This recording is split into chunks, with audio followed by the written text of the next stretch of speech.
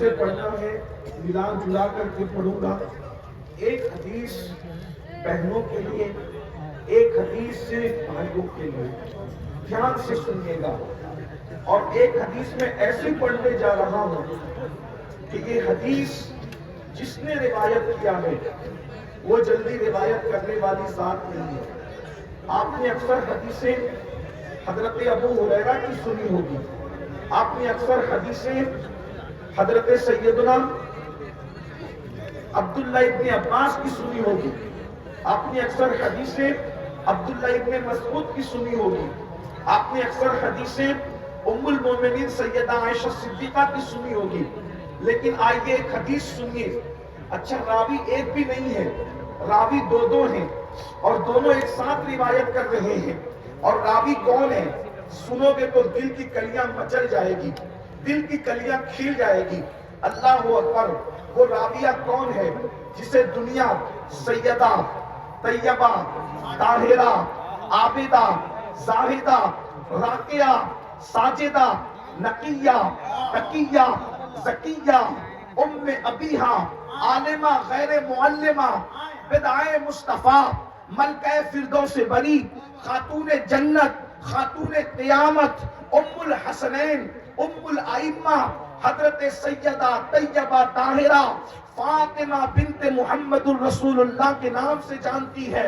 ہستی کون سی روایت کرنے والی؟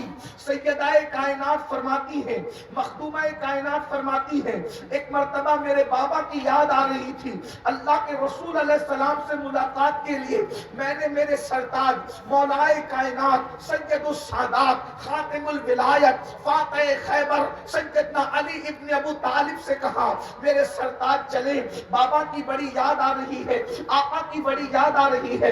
ہم دونوں نکلے اور نکلنے کے بعد بابا کے گھر گئے تو ہم نے بابا کو کس حالت میں پایا؟ اللہ اکبر! محسوس کرنے والے محسوس کریں، بہنوں کی بھائیوں کی سب کی خاص توجہ۔ اللہ اکبر! سیدہ کائنات فرماتی ہے جب ہم بابا کے گھر گئے تو ہم نے بابا کو اس حال میں پایا کہ اللہ کے رسول اس طریقے سے اپنے دونوں گھٹنوں پر ہاتھ رکھ کر کے، اللہ اکبر! توجہ کریں، اگر آپ کو نظر آ رہا ہے، اللہ اللہ، آقا نے دونوں گھٹنوں کو اس طریقے سے ہاتھوں سے جوڑ رکھا ہے اور دونوں گھٹنوں پہ سر رکھا ہے اور سر رکھ کر کے موٹے موٹے آنسوؤں سے رو رہے ہیں۔ اللہ اکبر!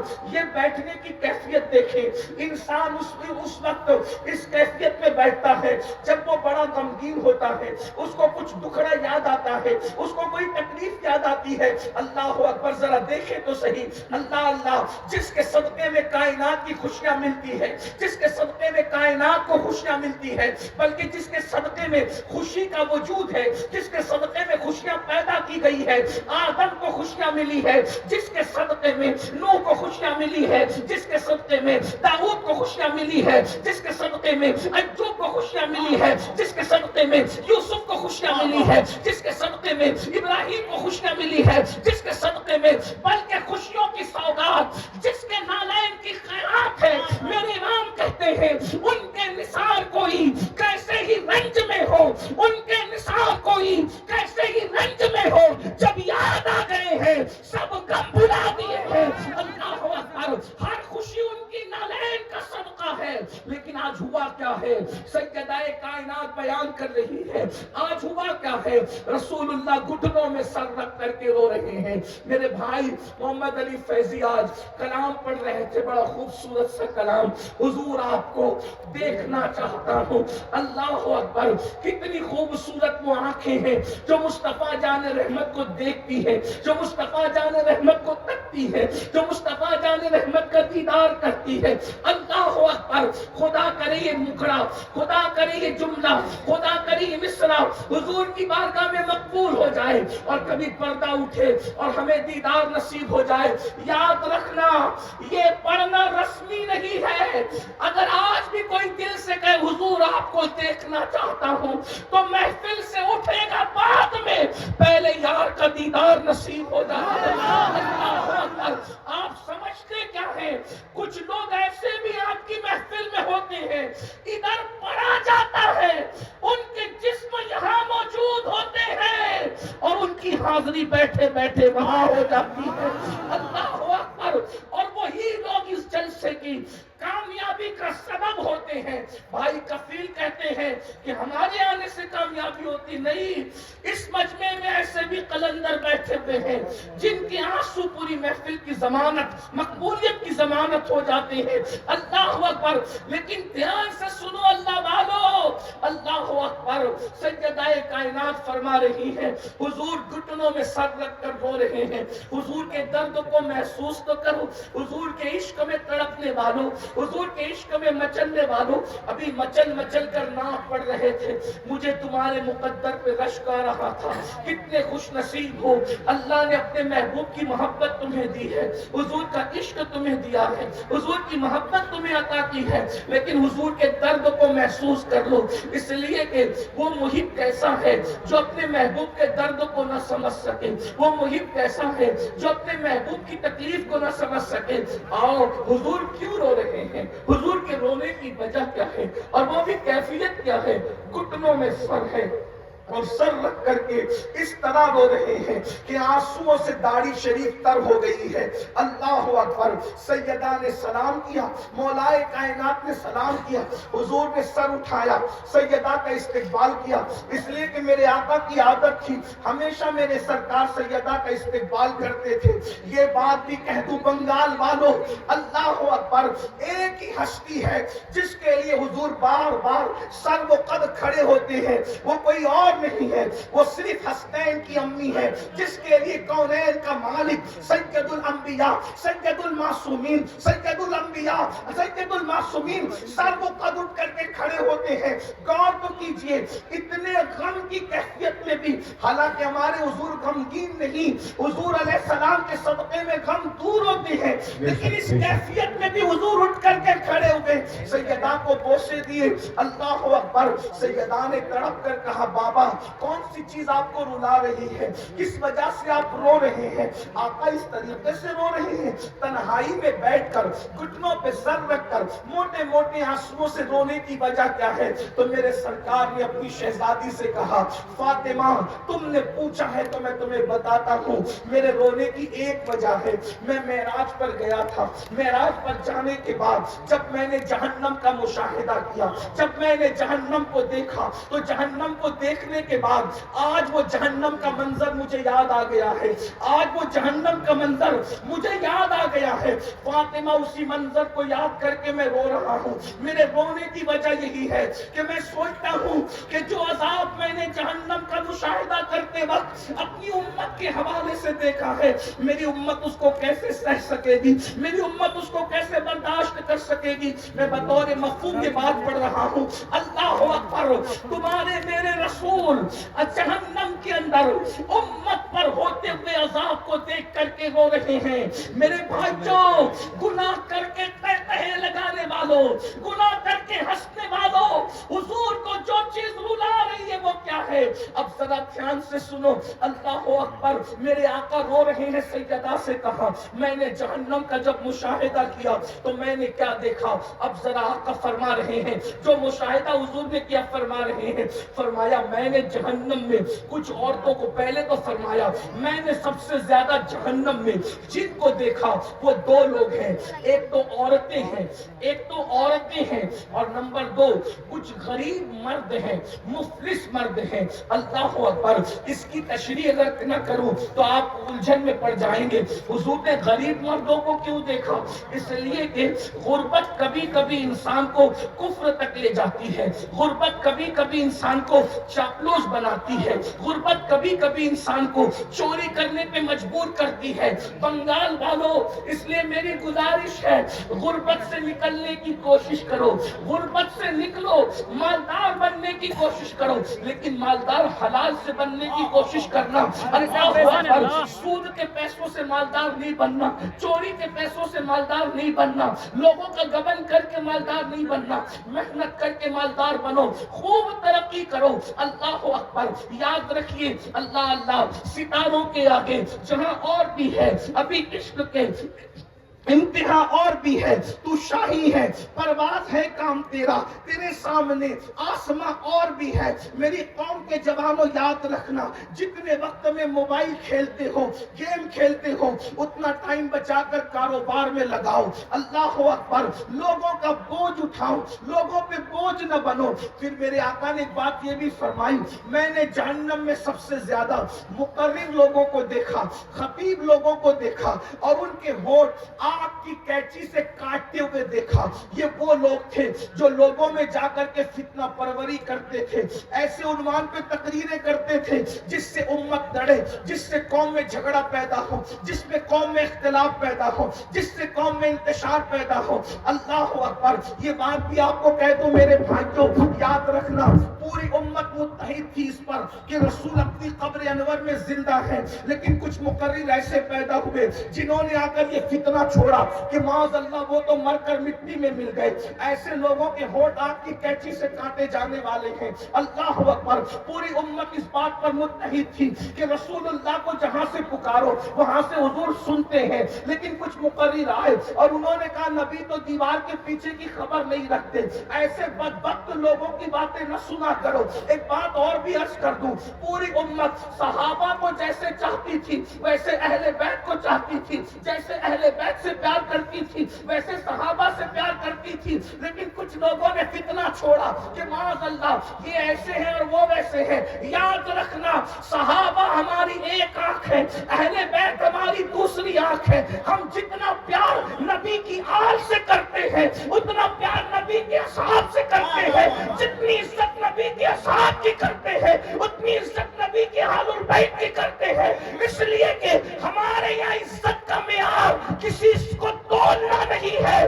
دنیا میں وہ ترازو پیدا نہیں ہوا جو ابو بکر صدیق کو تول سکے یا مولا علی کو تول سکے، اور ترازو میں علی و صدیق کو تولنے والا جب نبی کی نالین تولنے کے لیے کوئی ترازو پیدا نہ ہو سکا تو جگر گوش ہے مصطفیٰ فاطمہ الزہرا کی عظمت کو تولنے کے لیے ترازو کہاں ہے؟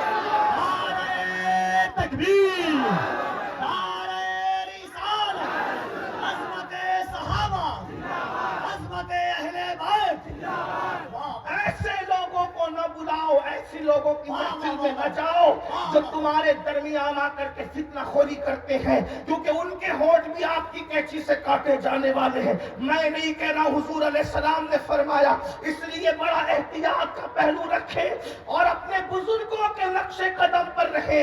ہمارے بزرگوں نے نہ افراد کیا نہ تفرید کیا، جو عظمت رسول اللہ نے اہل البیت کو عطا فرمائی ہے وہ اہل البیت کے پاس ہے، جو صحابہ کو دیے وہ صحابہ کے پاس ہے۔ نبی نے کیا دیا صحابہ اور اہل بیت کو؟ ایک جملے میں کہہ دوں، جو سمجھ سکتے سمجھ جائیں گے، ہمارا عقیدہ اہل سنت کا واضح ہو جائے گا۔ خلافت الگ ترتیب، فضیلت الگ ترتیب، اہل البیت کی عظمت ہے اپنی جگہ۔ اللہ اکبر، بس اتنا سمجھ لو کہ اللہ اکبر، صحابہ اور اہل بیت کا فرق کیا ہے؟ صحابی وہ ہے ابو بکر صدیق کی شکل میں جس کے کندھوں پہ نبی بیٹھتے ہیں۔ توجہ فرمائے، اگر جملہ دل میں اتر جائے تو دعا دینا۔ صحابی وہ ہے جو نبی کو کندھوں پہ اٹھاتا ہے، اور اہل البیت وہ ہے علی کی شکل میں جس کو نبی اپنے کندھوں پر اٹھاتے ہیں۔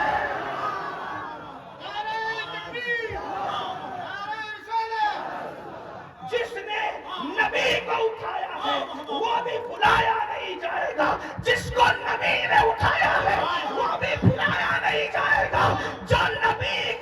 جو نبی کو گود میں سلائے وہ ابو بکر کا بھی جواب نہیں ہے، اور جو نبی کے بستر پہ سو جائے۔ نعرہ تکبیر، دونوں ہاتھوں کو اٹھا کر نعرہ تکبیر، نعرہ رسالت، ذکر خلیفہ اول، عظمت حضرت ابو بکر، نعرہ حیدری، نعرہ حیدری۔ مولا نے جس کی جو شان تھی اس کو وہ دیا، اب مولوی بیچ میں ٹپ ٹپ کیوں کر رہا ہے؟ میرے تمہارے کرنے سے کیا؟ جس کے جو کندھا بیٹھنے کے قابل تھا اس پہ بیٹھ کر بتایا یہ صدیق افضل البشر، اور جو بٹھانے کے قابل تھا اس کو اٹھا کر بتایا جس کی گود میں سونا تھا اس کی گود میں سو گئے، اور جس کو اپنے بستر پر سلانا تھا اس کو اپنے بستر پر تقسیم ہو گئی۔ عبداللہ جی آپ کا کوئی کام ہے؟ آپ کو کیوں زکام ہے؟ نبی نے جس کو جو دینا تھا دے دیا۔ سب نبی کے لیے کھڑے ہوئے اور نبی سیدہ کے لیے کھڑے ہوئے۔ لوگ نبی کے لیے منبر چھوڑتے ہیں، نبی حسنین کریمین کے لیے منبر جو دینا تھا دے دیا۔ فضیلت الگ ترتیب، خلافت الگ ترتیب، یہ بس ہمارا۔ آج ہم عقیدے پہ فیصلے کریں گے۔ عقیدے کے فیصلے تو 1450 سال پہلے ہو گئے۔ جس کو 14ویں صدی میں امام نے کہا تیرے غلاموں کا نقش قدم رائے خدا، وہ کیا بہک سکے جو یہ سراغ لے کے چلے، اور جنا بنے گی محبان چار یار کی کہانی۔ ہم ایک دو کو نہیں مانتے، ہم تو نبی کے چاروں یاروں کو مانتے ہیں، اور چاروں یار کو نہیں بلکہ نبی کے سب یاروں کو مانتے ہیں۔ اور جو چار یاروں کو مانتا ہے اس کی قبر، وہ جنت میں جائے گا تب جائے گا، لیکن اس کی قبر بھی جنت بنے گی، اس کی قبر بھی جنت بنے گی۔ ایک جملے پر میں بنگال والوں کو نہیں کہوں گا کہ بولو سبحان اللہ، یہ جملہ اتنا قیمتی ہے کہ سنی کی قبر جنت بنے گی، اس پر اگر سنی نہ بولے گا تو کون بولے گا؟ ہماری قبر جنت کے باغوں میں سے باغ بنے گی انشاءاللہ۔ امام کہتے ہیں جنا بنے گی محبان چار یار کی قبر، جو اپنے سینوں میں یہ چار باغ لے کے چلے۔ تو حضور علیہ السلام نے بہت کچھ دیکھا، لیکن جو دیکھا میں آپ کے سامنے پیش کر رہا ہوں۔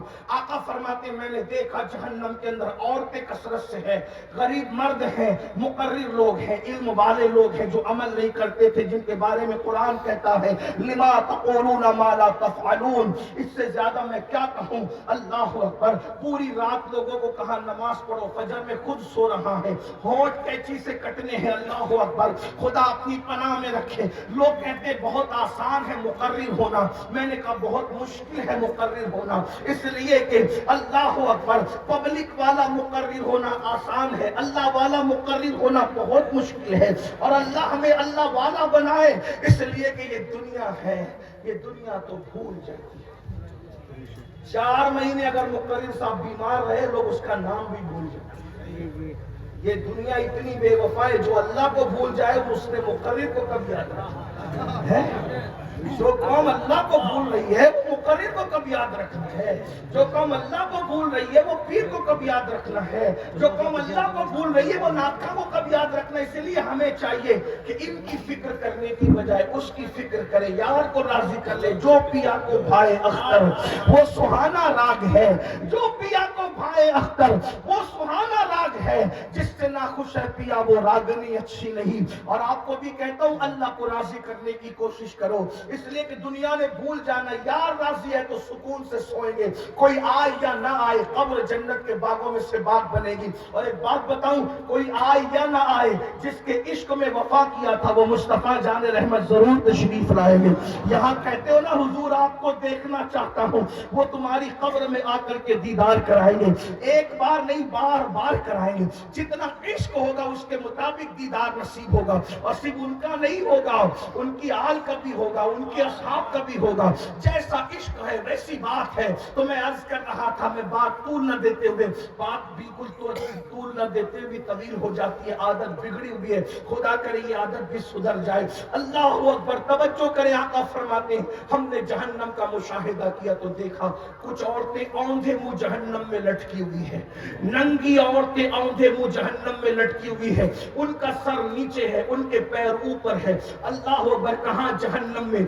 اگر کمرے میں بھی کسی کو اوندھے منہ لٹکا دو میرے بھائی، کسی کو کمرے میں بھی اوندھے منہ لٹکا دو تو اس کا حال کیا ہوتا ہے؟ اگر سجدہ 10 منٹ کا ہو جائے تو بھی سانسیں اکھڑنے لگتی ہے، ہاتھ کا وزن بے چین کرنے لگتا ہے۔ لیکن اللہ اکبر، پہلے تو جہنم جہنم کی وادی، اس میں عورتوں کا اوندھے منہ، نیچے سر اوپر پیر، ننگے بدن اوندھے منہ لٹکنا، اور پھر بالوں سے ان عورتوں کو باندھ دیا گیا تھا۔ اللہ اکبر، وہ عورتیں چیختی چلاتی تھی۔ میرے آقا نے فرمایا، میں نے پوچھا جبریل یہ کون عورتیں ہیں؟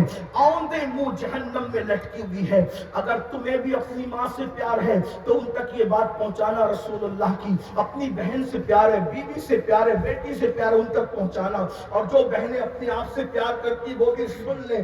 اللہ اکبر۔ آقا فرماتے ہیں میں نے جبریل سے پوچھا جبریل یہ کون عورتیں ہیں جو اوندھے منہ ننگی جہنم میں لٹکی ہوئی ہے؟ جبریل امین عرض کرتے یا رسول اللہ صلی اللہ علیہ وآلہ وسلم یہ آپ کی امت کی وہ عورتیں ہیں جو دنیا کے اندر بے پردہ رہا کرتی تھی، دنیا میں بے پردہ رہتی تھی، اجنبی مردوں سے باتیں کرتی تھی، اور آقا سے عرض کی یا رسول اللہ یہ شادی شدہ ہونے کے بعد بھی دوسرے مردوں کے ساتھ ناجائز تعلقات قائم کرتی تھی۔ تین باتیں بطور مفہوم میں نے پڑھا ہے۔ نمبر ایک، بے پردہ رہتی تھی۔ اے میری بہنوں، آپ اجتماع میں آئی ہو، اس اصلاح معاشرہ کی محفل میں آئی ہو، زیادہ تر آپ پر توجہ ہم لوگوں کی نہیں ہوتی، ہم آپ سے بات نہیں کر پاتے، لیکن آج خصوصی ایک بات میں آپ سے کرنا چاہتا ہوں۔ خدا کے لیے اپنے آپ سے پیار کر لو۔ جہنم میں عورتیں اس لیے جائے گی کہ انہوں نے پردہ نہیں کیا ہوگا، وہ بے پردہ رہتی ہوگی۔ ایک بات آپ کو بتاؤں میری بہنوں، کسی مرد کے سامنے آپ کو بے پردہ جانے کی اجازت نہیں ہے۔ آپ کا جو محرم ہے، بھائی ہے، باپ ہے، یعنی جو آپ کے رشتہ دار ہیں، حقیقی رشتہ دار، ان کے سامنے تو آپ چہرہ کھول سکتی ہیں، باقی آپ کا دیور سے بھی پردہ کرنا فرض ہے، سسر اس سے بھی پردہ کرنا فرض ہے، جیٹ اس سے بھی پردہ کرنا فرض ہے۔ بڑھ کے اگر آپ برا نہ مانے تو ایک بات کہہ دوں، اللہ اکبر، چونکہ آپ حق والے لوگ ہیں اور اس لیے میں کہہ دوں پیر سے بھی پردہ کرنا فرض ہے۔ آپ اپنے پیر کے سامنے بھی بے پردہ نہیں جا سکتی، مسجد کے امام کے سامنے بھی بے پردہ نہیں جا سکتی، کافروں کے سامنے تو ہرگز نہیں جا سکتی، اور بڑی بات کہہ دوں تم اپنے نبی کے سامنے بھی بے پردہ نہیں جا سکتی۔ اللہ اکبر۔ میرے آقا علیہ الصلوۃ والتسلیم نے عورتوں کو پردے کا حکم دیا، بلکہ ایک بات آپ کو اور بتاؤں، اللہ اکبر، یہاں میرے بھائی لوگ بیٹھے ہوئے ہیں، اگر اپنی بہن کو، اپنی بیوی کو، اپنی ماں کو، اپنے گھر کی عورتوں کو جہنم سے بچانا ہے تو ان کو پردے کا پابند بناؤ، اپنی بچیوں کو پردے کا پابند بناؤ۔ یاد رکھنا یہاں آ کر کے لوگوں کو تھوڑی بے چینی ہوتی ہے، یار عورتوں کو پردے کی بات کیوں کہی جاتی ہے، اور لوگ ہمیں انٹرنیٹ پر تانا بھی دیتے ہیں یہ کیسے مسلمان ہے اپنی عورتوں کو پردے کا حکم دیتے ہیں۔ ایک بات کہوں ہمارے یہاں عورتوں کے لیے پردے کا حکم اس لیے ہے کہ ہم عورت کو جتنی شکلوں میں جانتے ہیں اس کی ہر شکل جنت ہے، یعنی وہ پیدا ہو تو بیٹی کی شکل میں ہے تو وہ ماں باپ کے لیے جنت ہے، وہ جوان ہو کر کے شوہر والی ہو جائے نیک بیوی شوہر کے لیے جنت ہے، وہ ماں بن جائے تو ماں بننے کے بعد اس کے قدموں میں جنت سمٹ آتی ہے۔ فرمایا الجنت تحت اقدام امہاتکم، کہ جنت تمہاری ماؤں کے قدموں کے نیچے ہے۔ اور یاد رکھنا جنت جو ہے وہ بتانے کی چیز نہیں ہے، جنت چھپانے کی چیز ہے۔ جنت کو جنت اسی لیے کہتے ہیں کہ وہ چھپا دی گئی ہے، جن کو جن اس لیے کہتے ہیں کہ وہ چھپی ہوئی مخلوق ہے۔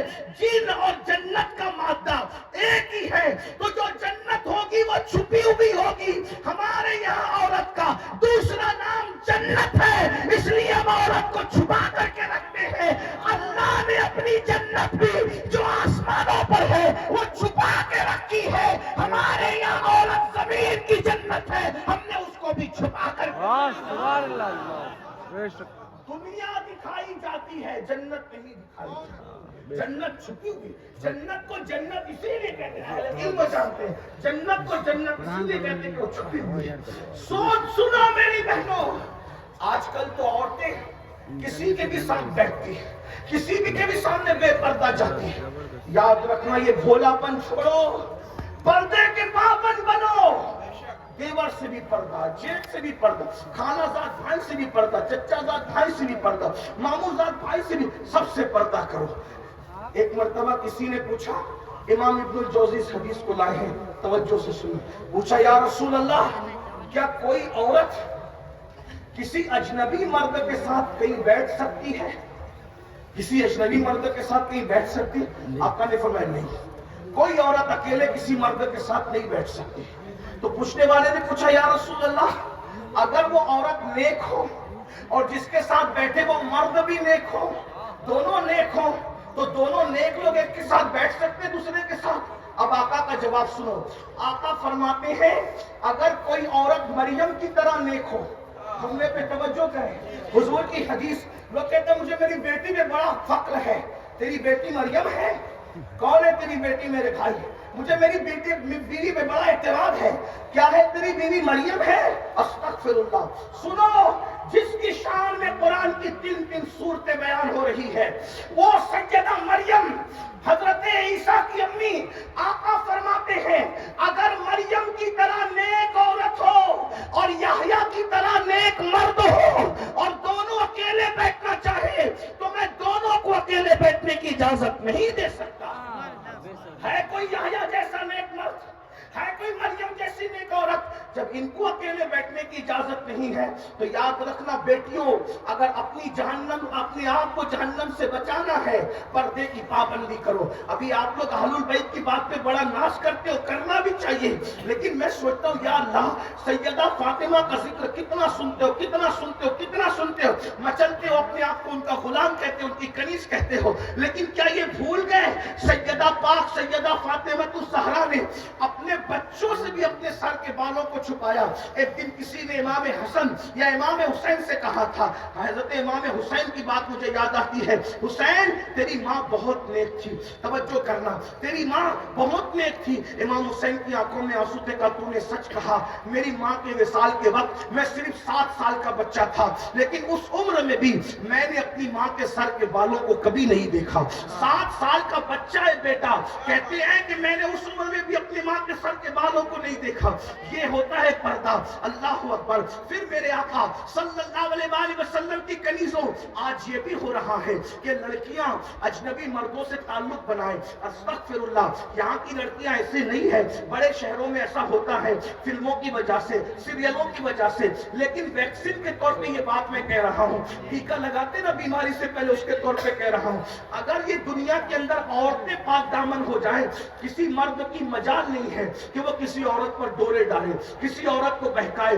عورتیں پھسل رہی ہے، اسی لیے مرد جو ہے وہ ناجائز تعلقات میں قائم ہو رہے ہیں۔ اور لڑکوں کو بھی کہہ دوں، 16 17 سال کی عمر میں لڑکیوں سے ناجائز دوستی کر کے زنا کے اڈوں پر جانے والوں، زنا کرنے والوں، بدکاری کرنے والوں، سن لو، یہاں تک فرمایا گیا ہر گناہ کی سزا مرنے کے بعد ملتی ہے، ہر گناہ کی سزا مرنے کے بعد ملتی ہے۔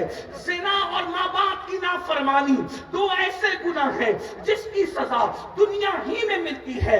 ماں باپ کا غدار جب تک دنیا میں ذلیل نہیں ہوگا اس وقت تک موت نہیں آئے گی، اور زانی جب تک دنیا میں ذلیل نہیں ہوگا اس وقت تک اس کو موت نہیں آئے گی۔ بزرگوں نے یہاں تک فرمایا جو دنیا میں زنا کرتا ہے اس کی نسلوں تک اللہ عذاب کو باقی رکھتا ہے، اس کی نسلیں تڑپائی جاتی ہے، اس کی نسلیں سسکیاں لیتی ہے، بلکہ یہاں تک بزرگوں نے فرمایا زانیوں کی نسل میں اندھے، لنگڑے، لولے، عیبی اولاد پیدا کی جاتی ہے تاکہ ان کو تڑپایا جائے۔ حالانکہ ہر زانی، ہر جس کے گھر میں لنگڑی لولی اولاد پیدا ہو اس کو زانی مت سمجھنا، اس پہ شک نہیں کرنا، کیونکہ 98% لوگوں کے گھر میں بطور سزا اولاد عیبی پیدا ہوتی ہے، اور 2% لوگوں کے گھر میں بطور امتحان پیدا ہوتی ہے۔ وہ فیصلہ میں اور آپ نہیں کر سکتے۔ اس لیے میرے بھائیوں، گندی فلمیں دیکھ کر، گندی پکچریں دیکھ کر اپنے آپ کو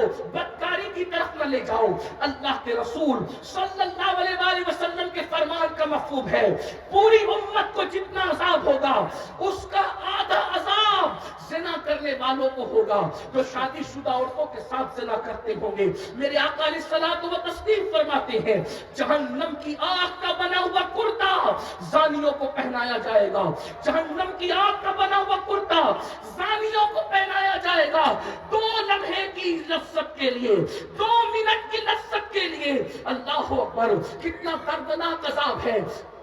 کاش لوگ توبہ کرتے، کاش لوگ استغفار کرتے۔ میرے بھائی، آدھے گھنٹے کا سیریل ہماری زندگی نہیں ہے، 3 گھنٹے کی فلم ہماری زندگی نہیں ہے. اپنے آپ کو برباد نہ کرو. اللہ کے سچے رسول فرماتے ہیں جہنم میں پہاڑ ڈالے جائیں تو پہاڑ بھی پگھل جائیں. جس جہنم میں پہاڑ پگھل جائیں گے اس جہنم میں میرا آپ کا کیا بنے گا, ہماری ہڈی پسلیوں کا کیا بنے گا. یہ کسی مولوی صاحب کا قول نہیں, کسی مفتی صاحب کا قول نہیں, کسی شیخ الحدیث صاحب کا قول نہیں, کسی جلسے کے نقیب اور خطیب کا قول نہیں, یہ تمہارے اور میرے سچے رسول کا فرمان ہے. آقا نے کہہ دیا زانی کو آگ کی قمیص پہنائی جائے گی تو پہنائی جائے گی, وہ اس سے بچ نہیں سکتا. میرے تمہارے سچے رسول نے فرمایا اس سے بڑھ کر دردناک بات اور کیا ہو سکتی ہے. اگر حدیث میں نہیں آتا تو میں بیان کرنے کی ہمت نہیں کرتا. آقا فرماتے جنہوں نے دنیا میں زنا کیا ہوگا, دنیا میں زنا کیا ہوگا, ان کی شرمگاہوں پر جہنم کی آگ رکھ کر دہکائی جائے گی. کتنا کمزور مقام ہے, اللہ اکبر. اس کمزور مقام پر جب جہنم کی آگ دہکائی جائے گی کیا بنے گا. یہ دنیا ہی سب کچھ ہے, دنیا کی لذت ہی سب کچھ ہے. اے میری قوم کے جوانوں, یہ جوانی ختم ہو جائے گی. 16 سال سے جوانی شروع ہوتی ہے, 40 سال پہ جوانی 50 سال پہ ختم ہو جاتی ہے. یہ جوانی جانے کے لیے آتی ہے. ہمیشہ جوانی کی بہاریں نہیں رہے گی, ہمیشہ یہ ابھرے ہوئے گال نہیں رہیں گے, ہمیشہ یہ خوبصورت آنکھیں نہیں رہے گی. یہ نرم نرم بالوں پر جو گھمن کرتے ہو, جو بار بار انگلیوں سے بال کو سنوارتے ہو, بڑھاپے میں یہ نرم بال سخت ہو جائیں گے. اور سن لو, اللہ اکبر, عظمت قرآن و سنت محفل میں آنے والوں, علامہ ابن رجب حنبلی لکھتے ہیں جو جوانی میں پاپ کرتے ہیں, جو جوانی میں جرائم کرتے ہیں, جو جوانی میں گناہ کرتے ہیں, اللہ ان کو اتنا دردناک بڑھاپا دیتا ہے کہ اس بڑھاپے میں اتنے وہ ذلیل ہوتے ہیں, اگر وہ کسی سے بھیک مانگتے ہیں بھیک تو کوئی ان کو بھیک بھی نہیں دیتا. وہ بستر میں چادروں میں منہ چھپا چھپا کر کے روتے ہیں. وہ رات کو تارے گن گن کر رات گزارتے ہیں. راتوں کی تاریکی میں جوانی میں پاپ کرنے والوں کو اللہ بڑھاپے میں نیند چھین لیتا ہے, سکون کی نیند چھین لیتا ہے. دولت کے نشے میں, حسن کے نشے میں, جوانی کے نشے میں خدا کے غضب کو چیلنج کرنے والے جوانوں سن لو, نرم گدوں کو دولت کے بلبوتے پہ خریدا جا سکتا ہے مگر سکون کی نیند نہیں خریدی جا سکتی. میرے آقا علیہ السلام کے غلاموں, بڑھاپا آئے گا, 1 گھنٹے کے اندر تمہاری زندگی ختم نہیں ہوگی, 3 گھنٹے کی فلم تمہاری زندگی نہیں ہے. ابن رجب حنبلی کہہ رہے ہیں جس نے جوانی میں پاپ کیا ہوگا اتنا دردناک بڑھاپا آئے گا کہ راتوں کو تارے گنے گا, اس کو نیند نہیں آئے گی, تڑپے گا اس کو نیند نہیں آئے گی, وہ موت مانگے گا اس کو موت نہیں آئے گی, لوگوں سے بھیک مانگے گا اس کو بھیک نہیں ملے گی, بستر میں منہ چھپا چھپا کے روئے گا. بڑھاپے میں تو دوست بھی ساتھ چھوڑ دیتے ہیں. ارے دوست کیا, بیوی بھی منہ نہیں لگاتی بڈھوں کو بڑھاپے میں. کوئی بوڑھا اس کو نہ سمجھے کہ میں اس کو ذلیل کرنے آیا ہوں. یاد رکھنا, جوانی میں پاپ سے بچو, جوانی میں جرائم سے بچو. کوئی دیکھے نہ دیکھے, اللہ دیکھ رہا ہے اور بڑھاپا آنے والا ہے. اور اگر آج سے پہلے کسی نے زنا کیا, گندی فلم دیکھی, گندی پکچر دیکھی, گانوں میں اپنا وقت ضائع کیا, اللہ کو بنا لو, اللہ کو راضی کر لو, خدا کو راضی کر لو. اپنی بہنوں سے بھی کہتا ہوں میری بہنوں سچی توبہ کر لو, اپنے آپ کو بدل دو. اس لیے کہ ابن رجب حنبلی کہتے ہیں, بس گفتگو اینڈ کی طرف, ابن رجب حنبلی کہتے ہیں, کیا کہتے ہیں ذرا سنیے. ابن رجب حنبلی کہتے ہیں کہ علامہ ابن طیب طبری نام کے بزرگ تھے, 100 سال کے ہو گئے تھے, 100 سال کے, 100 سال کی عمر میں بھی وہ بالکل فٹ تھے اور جوان تھے, جوان. کسی نے کہا آپ 100 سال میں بھی فٹ اور جوان ہو؟ انہوں نے کہا ہاں. راز کیا ہے؟ کہا راز یہ ہے کہ میں نے اپنی جوانی کو گناہ سے بچایا, اللہ نے مجھے بڑھاپے سے بچا لیا. میری بہنوں کسی کے چکر میں نہ آؤ, زنا سے بچو, بدکاری سے بچو, بے پردگی سے بچو. آپ سے بھی کہتا ہوں آج گندی فلموں کی وجہ سے جوان زنا کی طرف جا رہے ہیں. آخری روایت جو میں نے کہا تھا پڑھنے کے لیے, وہ دوسری روایت پڑھو, توجہ سے سننا, تھوڑی طویل ہے, غور سے سنو. توبہ کرو, نماز چھوڑی توبہ کرو, زنا کیا توبہ کرو, گانے سنے توبہ کرو, بدکاری کی توبہ کرو, عورتوں سے بے پردہ ملاقاتیں کی توبہ کرو, توبہ کرو, بدلو, پلٹو, اللہ کی طرف پلٹو. اللہ پاک کی بارگاہ میں جو توبہ کرے اللہ اس کو معاف کرتا ہے. بہت دھیان سے سننا, غور سے سننا, توبہ کیا چیز ہے, کیسے کیسوں نے توبہ کیا, اللہ نے اس کو قبول کیا. توبہ کرنے والوں کو اللہ نے عزت دی, اللہ نے شہرت دی, اللہ نے مقام دی, بلکہ فرمایا ان اللہ یحب التوابین ویحب المتطہرین. اللہ توبہ کرنے والوں کو اپنا محبوب بنا لیتا ہے, اللہ پاک رہنے والوں کو اپنا محبوب بنا لیتا ہے. میرے بھائیوں, گناہ سب سے ہوتے ہیں, برائیاں سب سے ہوتی ہیں, لیکن اللہ اپنے بندوں سے 70 ماؤں سے زیادہ پیار کرتا ہے. اللہ اپنے بندوں سے کروڑوں ماؤں سے زیادہ پیار کرتا ہے. ہم سے کوئی اتنا پیار نہیں کر سکتا جتنا اللہ پیار کرتا ہے. اللہ اپنے بندوں سے بہت پیار کرتا ہے. ایک دن میں نے سوچا اللہ کتنا پیار کرتا ہے, بتاؤ کتنا پیار کرتا ہے. اللہ اکبر. میں کوئی شاعر تو نہیں, لیکن کبھی کبھی میں کلام لکھتا ہوں ٹوٹے پھوٹے انداز میں. میں بیٹھا ہوا تھا, میری موجودگی میں ایک صاحب میرا کلام توڑ پھوڑ کر پڑھ رہے تھے. میری آنکھ میں آنسو آ گئے, کیونکہ میں نے اس سے کچھ سیکھا. جو صاحب ناطقہ توڑ پھوڑ کر میرا کلام پڑھ رہے تھے الٹا سیدھا, تو مجھے اس سے عبرت ہوئی. میں نے سوچا جس کلام کو میں نے بنایا ہے اس کے ساتھ کوئی چھیڑ چھاڑ کرے تو مجھے اتنی تکلیف ہوتی ہے, کیونکہ یہ کلام لکھنے والا میں ہوں. میری شاعری سے چھیڑ چھاڑو تو مجھے اتنی تکلیف ہوتی ہے. مجھے تو میرے اللہ نے بنایا ہے, اگر کوئی میرے ساتھ چھیڑ چھاڑ کرے, جب مجھے اپنے بنائے ہوئے کلام سے اتنا پیار ہے تو اس کو اس کی بنائی ہوئی مخلوق سے کتنا پیار ہوگا, کتنی محبت ہوگی. اللہ اکبر. غور فرمائے. اور ہر شاعر کا یہ حال ہے, اسی لیے اچھے شاعر کسی ایرے گہرے کو اپنا کلام نہیں دیتے, وہ اچھے ناطقہ کا انتخاب کرتے ہیں. آواز اچھی ہو, انداز اچھا ہو, تلفظ اچھا ہو.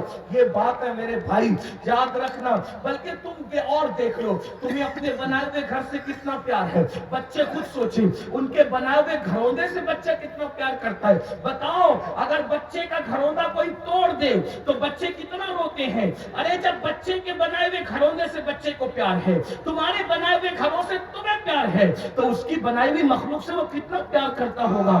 اللہ ہمارا دشمن نہیں ہے, اللہ ہمارا محبوب ہے, اور وہ ہم سے محبت بھی کرتا ہے. اس مقام پر پہنچ کر تو بشت کرنے کو جی چاہتا ہے.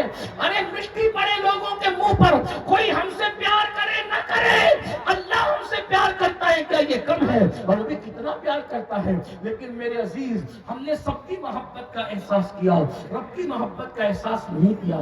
ہم نے سب کی پیار کی قدر کی, رب کے پیار کی قدر نہیں کی. وما قدر اللہ حق قدری, تم نے اللہ کے پیار کی وہ قدر نہیں کی جو کرنے کا حق تھا.